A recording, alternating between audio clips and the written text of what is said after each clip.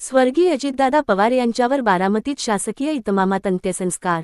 महाराष्ट्राच्या राजकारणातील प्रभावी, कणखर व दूरदर्शी नेतृत्व म्हणून ओळख असलेले उपमुख्यमंत्री स्वर्गीय अजितदादा पवार यांच्यावर आज बारामती येथे शासकीय इतमामात अंत्यसंस्कार करण्यात आले।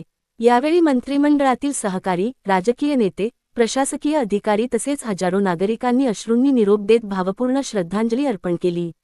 अंत्यदर्शनावेळी पवार कुटुंबियांचे सांत्वन करण्यात आले।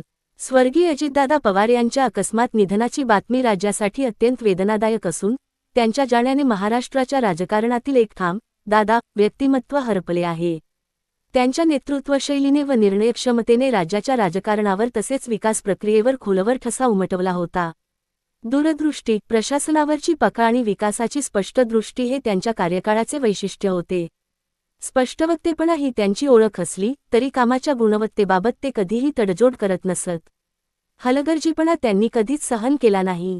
त्यांच्या समर्पित कार्यामुळे राज्याच्या विकासाला नवी दिशा मिळाली।